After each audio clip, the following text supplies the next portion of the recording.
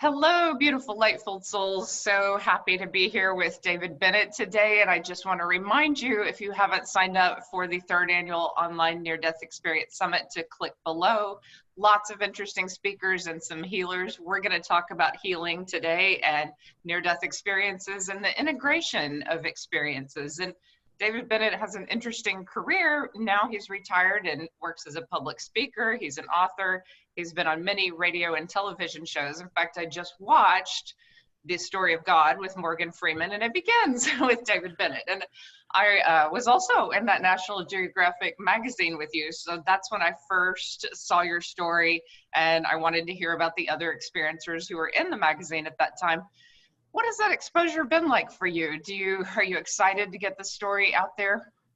Well, my book actually changed my life. I didn't expect when I published my book about my near-death experience, I thought, oh, there's so many books out there about near-death experience that,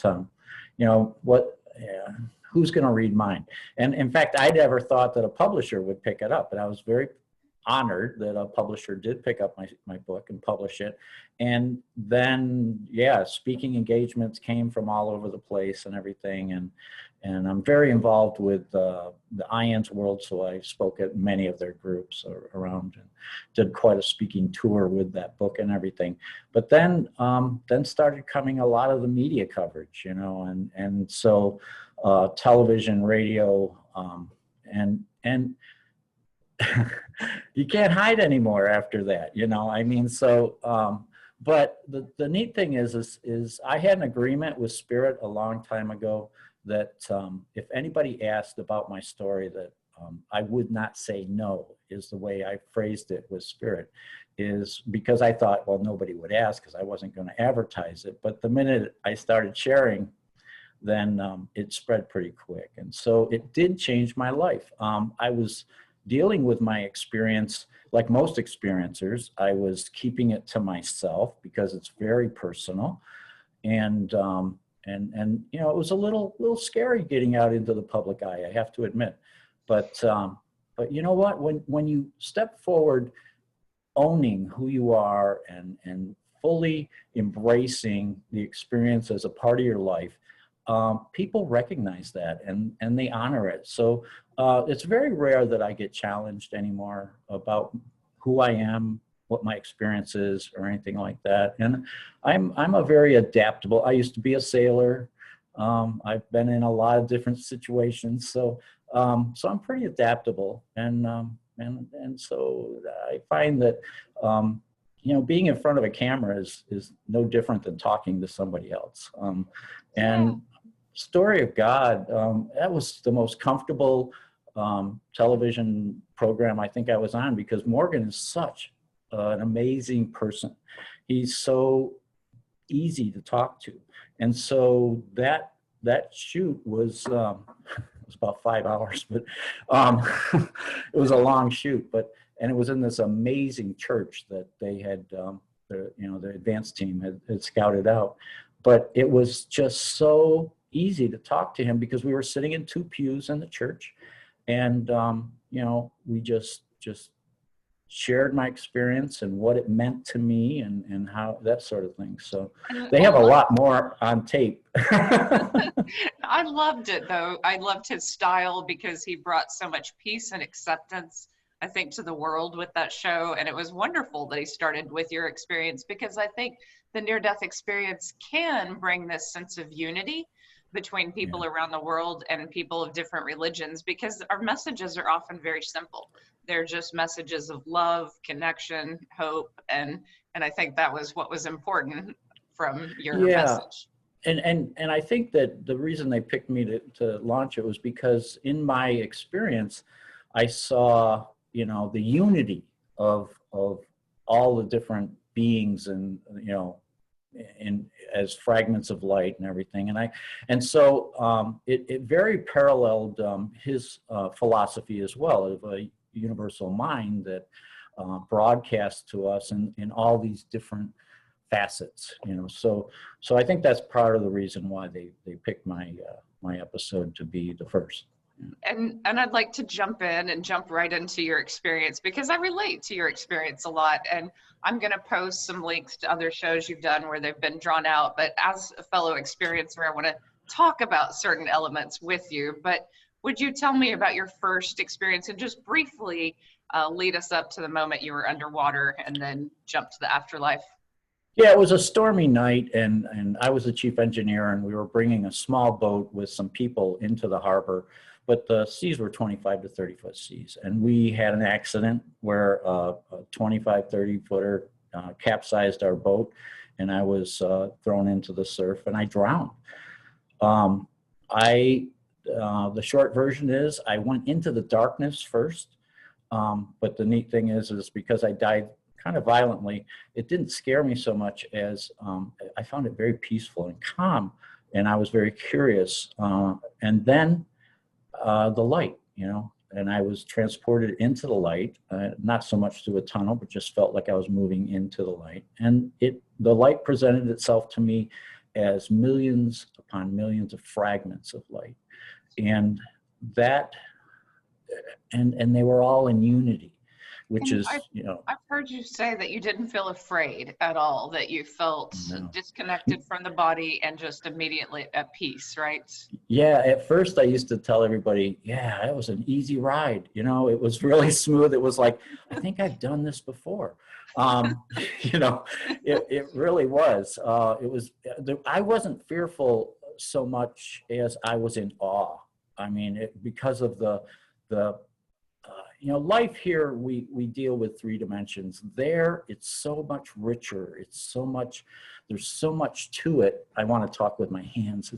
It's just so vibrant that we can't really describe it here, and that's part of the problem that experiencers go through, is that trying to describe the inevitable. But it was wondrous, and I had a life review that just blew me away with the tolerance of me, because I was not a very nice person before my near-death experience. And so and tell me more about that. I'm curious because I was very worldly, materialistic, and very driven for myself before my near-death experience.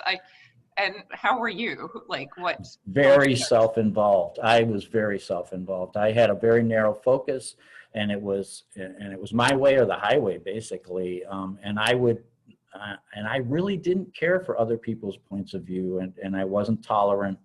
I didn't really, and to tell you the truth, I didn't even know who I was prior to the experience. And that's part of the problem, I think. A lot of times we go through life and we don't really take the time to examine who are we.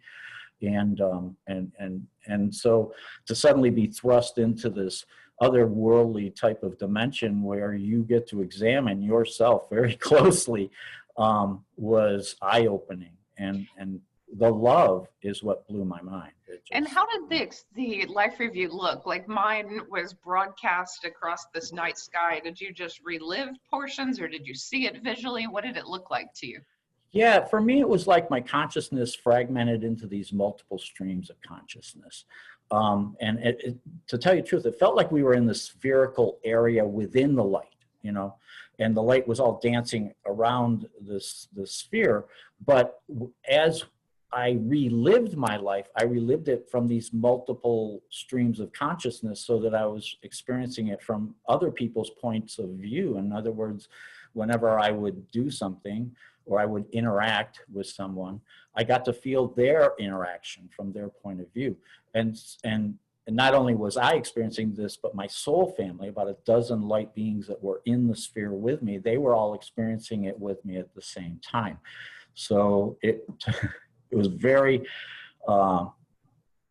there's no word to describe how incredibly vast this was, because you'd see the interaction you had, and then you get to see the ripples of your actions and the after effects and how it affected people and how it made them happy or sad or glad or mad, and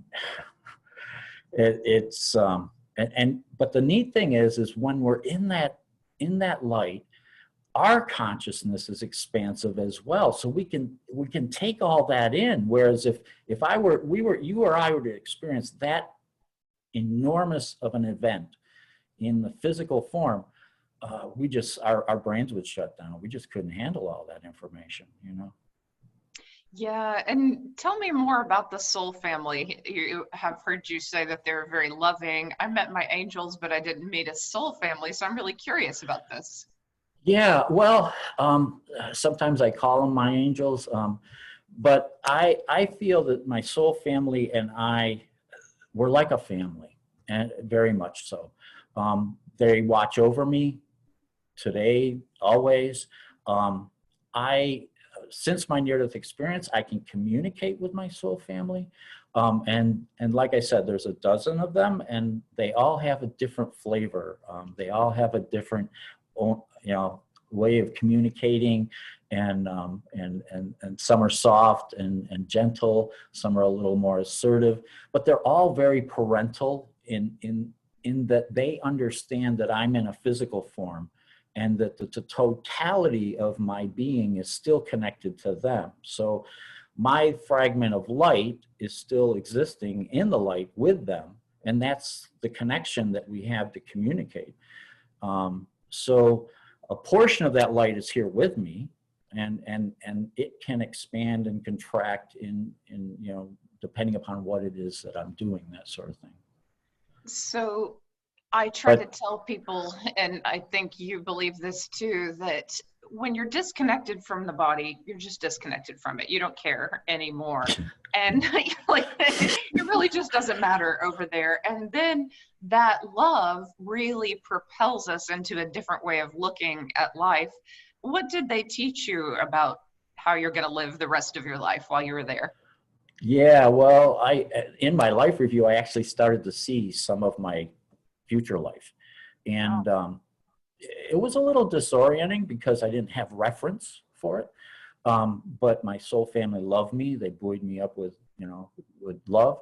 And we continued down that. It's kind of funny because there was a difference. There's a stark difference between the life that I had lived up until the moment that I drowned, and then that threshold of previewing my future life. Because in that preview, it showed, there was like I say like a corridor. It was like almost like tunnel vision. I was looking forward into my life, and the life review dramatically changed because the interactions became less visceral and more observant. In that there was this corridor that was very in focus, because everything in the life review prior to my drowning was so crystal clear. But once I crossed that threshold, I'll stop talking with my hands. It's probably driving the camera No, nuts. I But, do it too. but once I crossed that threshold, it was more like the corridor, that tunnel vision part of it was very, very clear. But then there was this kind of less out of focus, much more out of focus, that that was. I'm sorry, my computer decided to dialogue with me. The fringes were out of focus, but it felt as though you could walk down the corridor or you could veer one direction or the other. And I think that's what it was showing me, the free will that we have in life.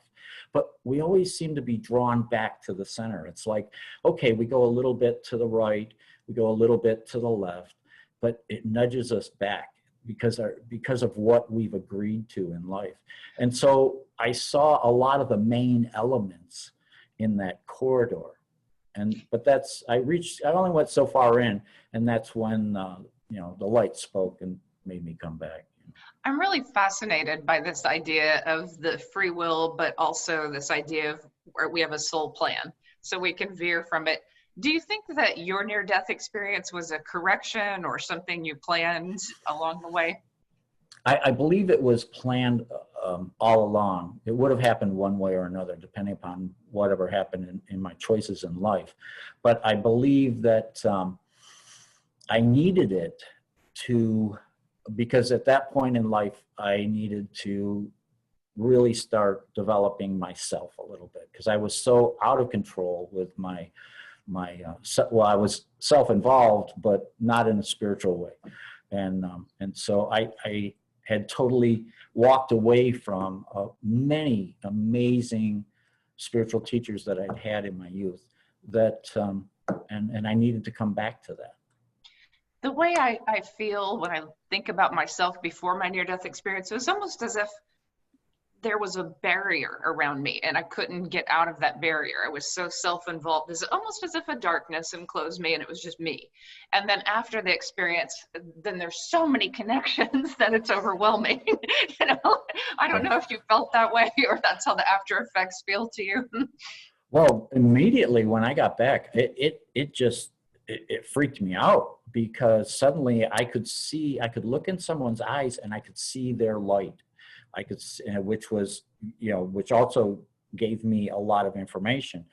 And I felt that that's so intrusive. I shouldn't be able to do that without permission, So I used to be the type of person, I was very forward. I was always, kind of in your face kind of guy. And we'd be staring eyeball to eyeball. But then afterwards it was like, gosh, I really can't look in your eyes, because I see who you are in there. I can see your essence, and so that frightened me. And then also I started seeing auras, and I was an engineer. The auras were just something just outside of my purview, and my worldview suddenly changed after that near-death experience and having that life review and seeing how everything we do affects something. So I really I didn't want to deal with it. I really wanted to run away from it, but you can't. The experience doesn't allow that, because it's so. I tried to put it. I liken it to. I've tried to put it in a box and wrap it up with duct tape and shove it as far back in my brain as I possibly could, But I had a second experience that caused me to kick that box off the shelf, and I really had to deal with it. But there were things that you take from it right away because it's so profound. For me, it was the acceptance of myself, because you can't look at that review and not suddenly know who you are, and all your failings and all your successes, and what you used to perceive as successes maybe weren't so big as you thought, things like that. So you suddenly know who you are, and so you can accept, okay, this is who I am right here at this moment, but I can work on myself. I can become a better person.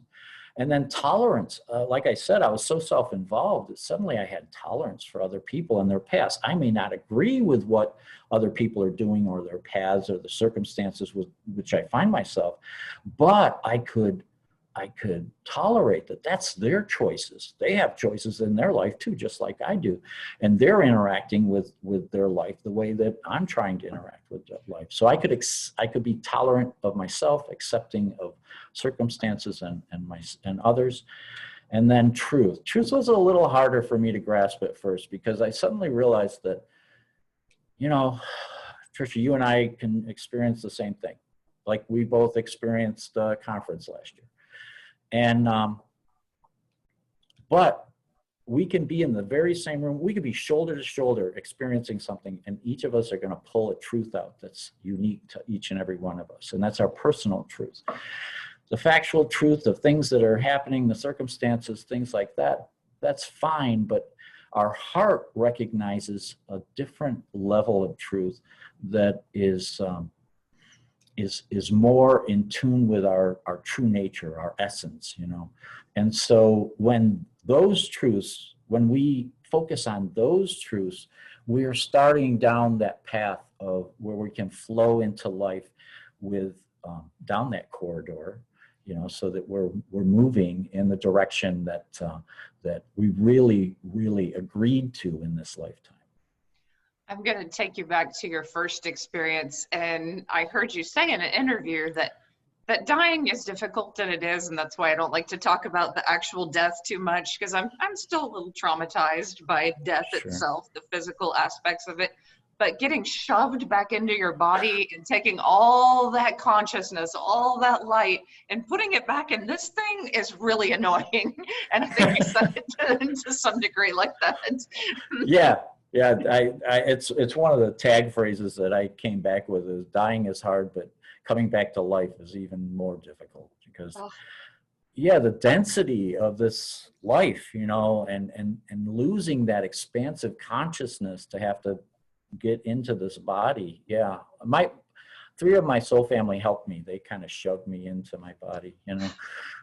I was willing to go. I'd already accepted that I was coming back, but I was kind of in wonder, like, how does the enormity of me fit in this, you know? And and so that vibrating back into this body, and then you feel so dense, so heavy, so confined, you know. Yeah, it's and then, you know, and then you have these gifts that are given to you many times, not all experiences, but many experiences, you know, come back with gifts that they, you know, just, and me as an engineer, I used to see things in black and white, and suddenly I was shoved into multicolored universe, you know, that I just, you know, I had to adapt to a new worldview, and it was very troubling. It was very trying. It's not really an easy road.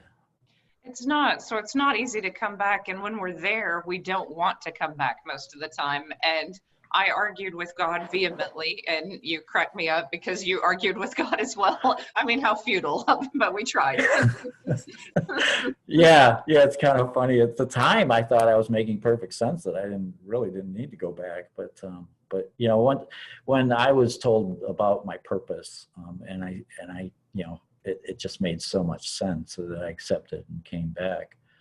But you know, I'm really sometimes curious. you feel almost tricked, you know. It's like, hey, Yeah. you know.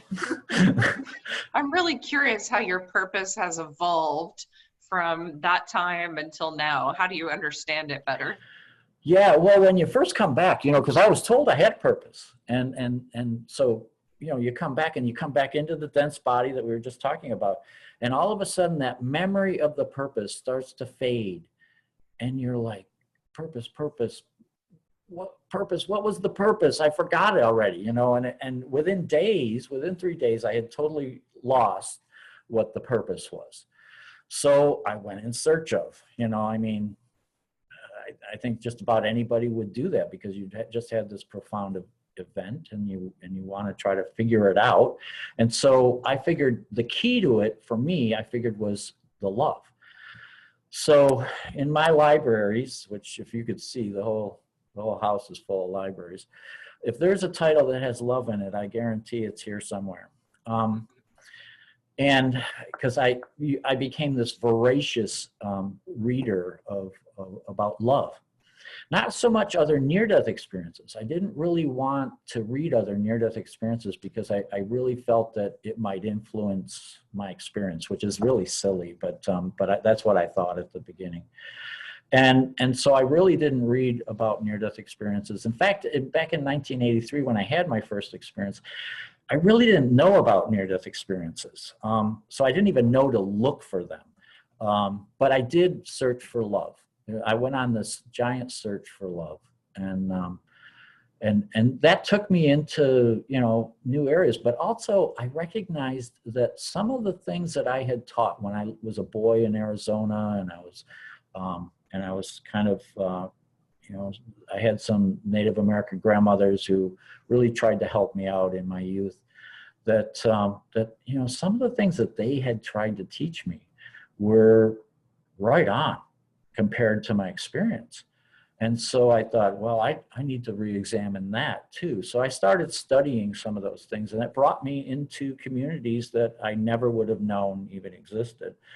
And you know, and then I started meeting experiencers, you know. So I like what you said in one interview about how really I think our purpose a lot of times is to bring that massive spiritual experience into the physical, and how do you integrate it, and how do you live as a physical being who's also spiritual. I was wondering if you could say a bit more about that. Yeah, you know, our purpose evolves. It does evolve. It's not just one thing. A lot of times, I don't know why, but there's this archetypical energy around the word purpose that tells us it's some grand thing, you know, and that's not it. At least I haven't experienced it to be that. It's all the little things, and being and coming back to our own awareness of who we are, of the divine nature of who we really are, when we come back to that, and then we can, you know, like I said earlier about, you know, trying to walk that path, you know, paying attention and being aware. A lot of the keywords these days in society are mindfulness and those sort of things. And they're right on. They're right on. And you know, what one key works for one person is a different key for another person. And so we all have these multiple purposes that all feed into our core plan, our core purpose. And so a lot of times, you know, we don't pay attention to the little things of just making someone smile when they're having a bad day. You know, I mean, those are just as important. I saw that in my life review, that making someone happy, or making, you know, bringing some joy and peace into someone or some community is just as important as attaining some great, you know, title or you know, certificate of some sort that you've worked for years, or graduation or something. You know, those are great things, but you know, it's the interaction between beings. It's the way we live our life. And when we come to ourselves, then we start, the purpose starts to reveal itself. And that's the neat thing is it took me a while to come to a point where I realized that purpose is really revealing itself in many ways. And then, you know, it'll take a left turn, like when my book was published and when all of a sudden I went on these, you know, total different direction, left turn for me.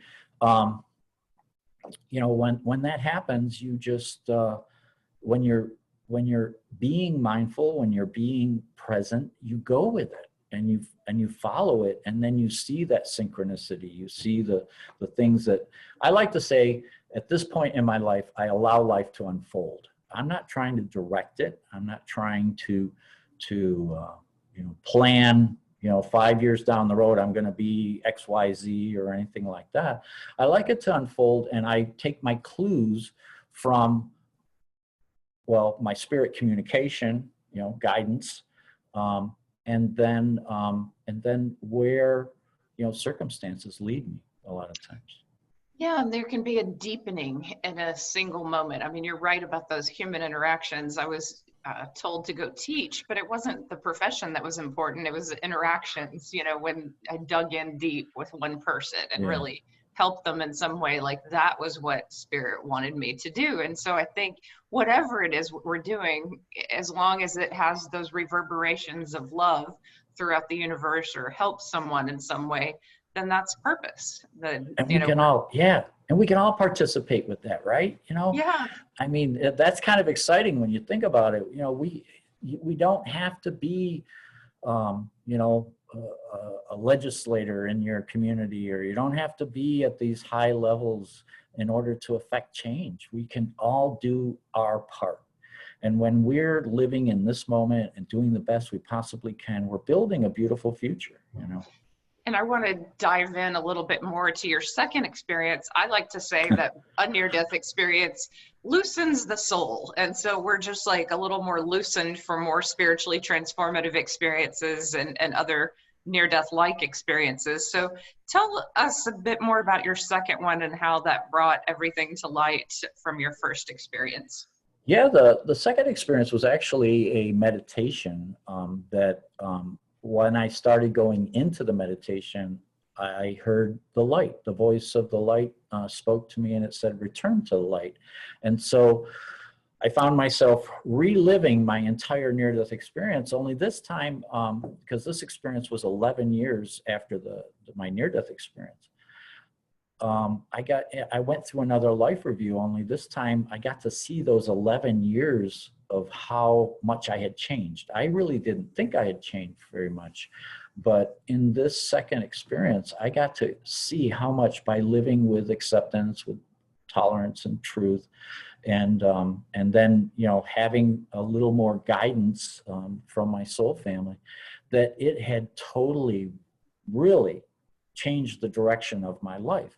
I didn't think I'd changed that much, but I did. I had become a little more softer. I'd become a little more compassionate, more bendable with my situations in life. And I was beginning, because I still hadn't accepted the totality of the experience. I still hadn't accepted that I was in the presence of God, of oneness, and that I have this soul family that's communicating with me.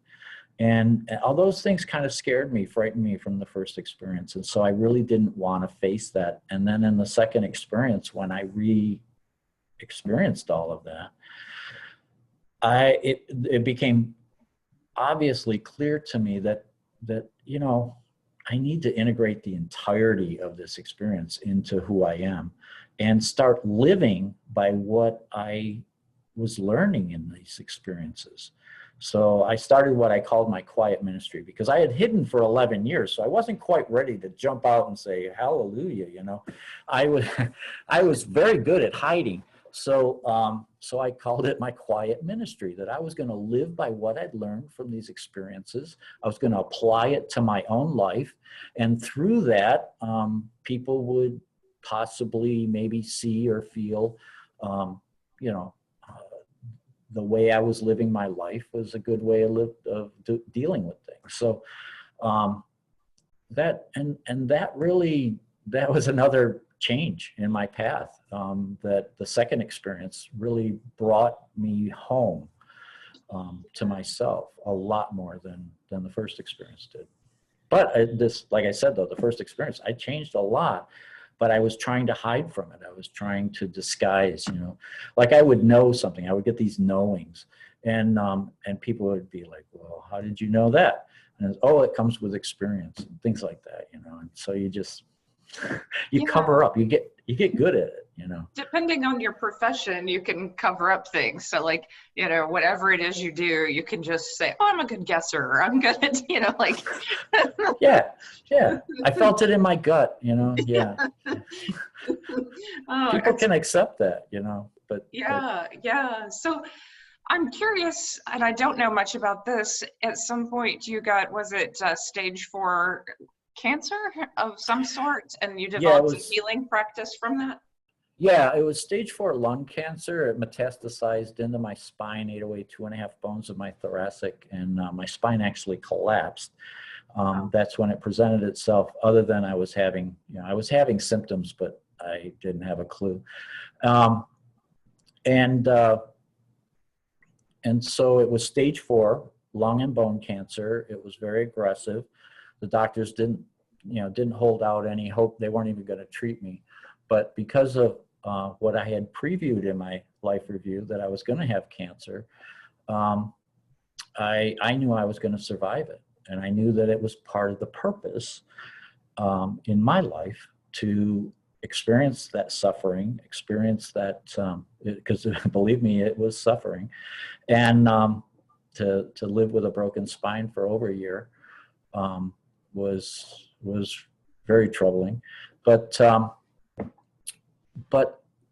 you know, when do we really come into ourselves is when we are going through really some level of suffering, whether it's physical, whether it's mental, emotional, or a spiritual crisis. I mean, that's when we reach into ourselves to find, some solace of some sort. So in this episode, I call it my third my third experience in a lot of ways, because I grew so much through this. Spirit was there trying to communicate with me, but they were giving me so many medications, morphine and Percocet and stuff like that, that I couldn't hear Spirit. And that troubled me more than the pain of a broken spine, living with a busted spine. And so Spirit showed me in little episodes how to mitigate the pain so that I could reduce the pain medicine and I could hear clearer. And through that, I developed a new level of mindfulness of how to manage my pain, because I've had 3 reconstructive surgeries on my spine. And I lost the lead there. Within 6 months, using traditional and holistic approaches that Spirit had guided me with, I was cancer-free within 6 months. The medical profession wanted to continue treating me, but I told them, "Nah, we're done. We're over that. That, you know, I'm I'm moving on." But in fact, we even at the time I was planning a new life with my current wife and things like that, and we were looking for a house, and people thought we were nuts because everybody thought I was going to die within 6-8 weeks because that was the prognosis, and here we're like, oh, we're planning our life, we're moving on, you know, but I just have this little, you know, problem I have to get over, and so it was a kind of a surreal time for me, my friends, my family, my circles, you know.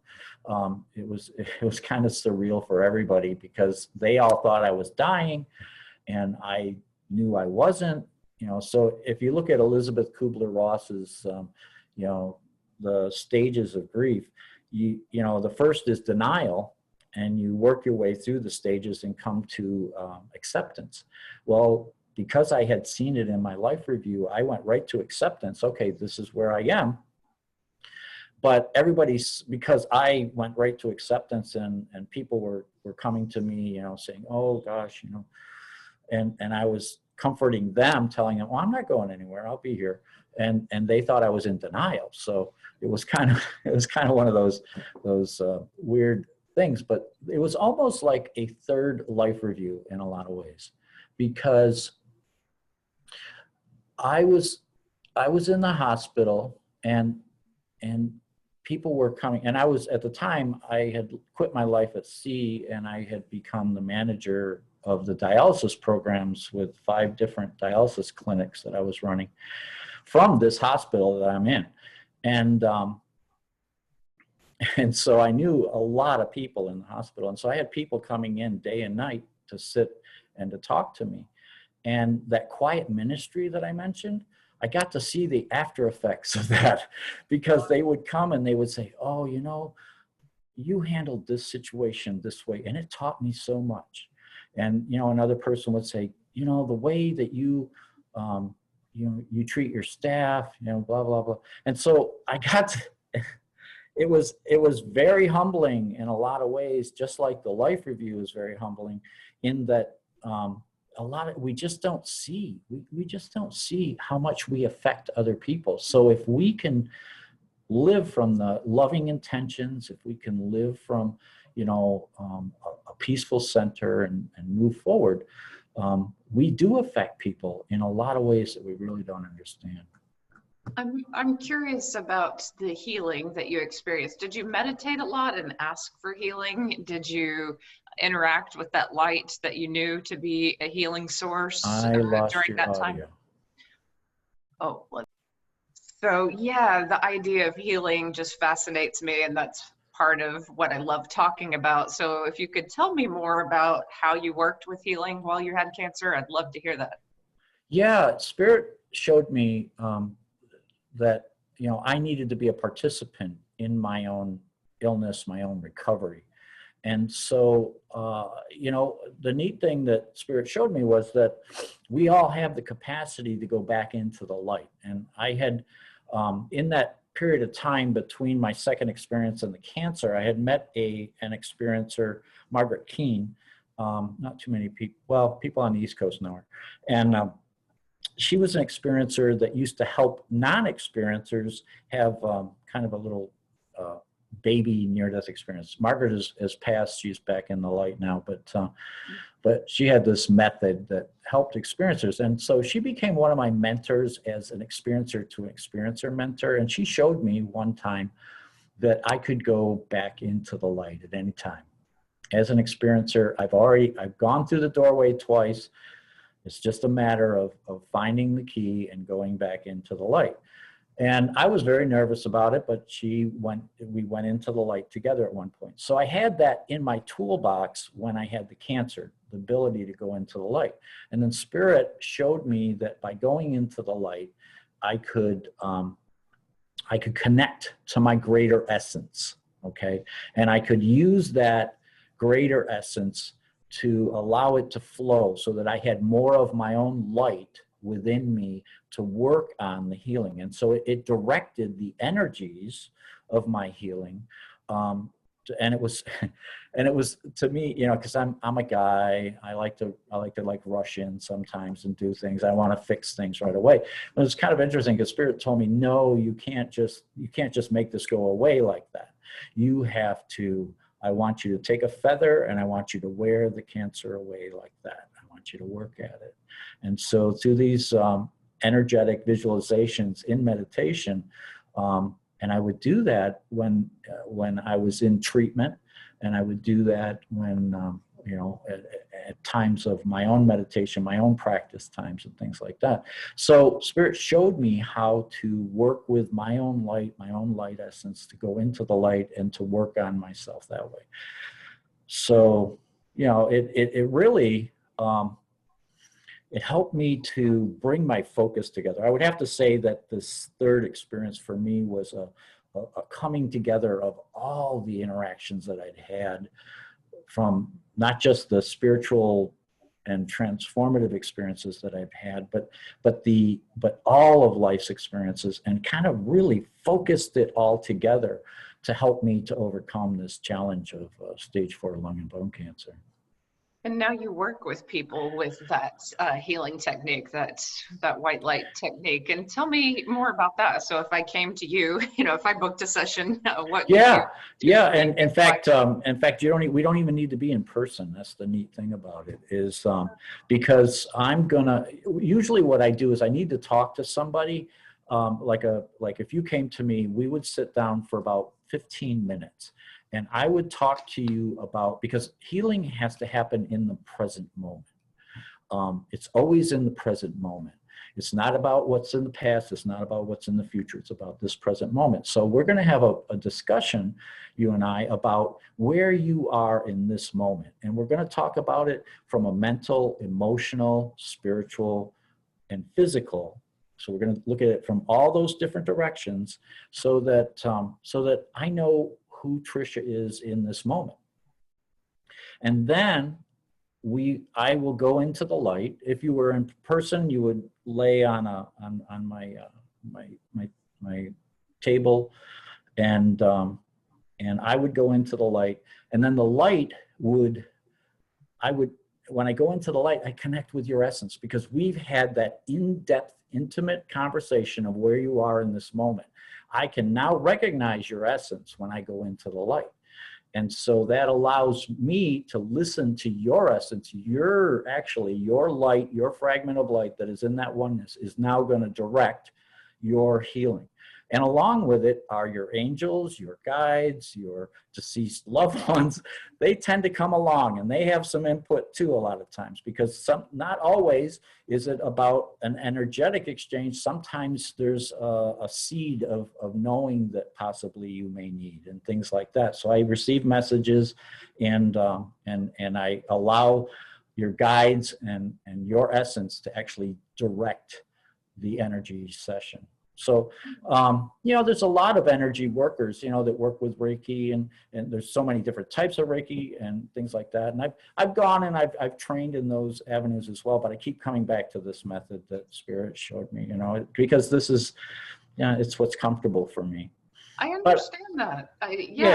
Having been in the light myself, like, I understand the healing power. Like, I did it intuitively when my back was healing after my surgery. I just called on the angels, called on God to work. So if you have a knowing of it, you just have a knowing. Yeah, exactly. And we all have that potential. You really don't even need me.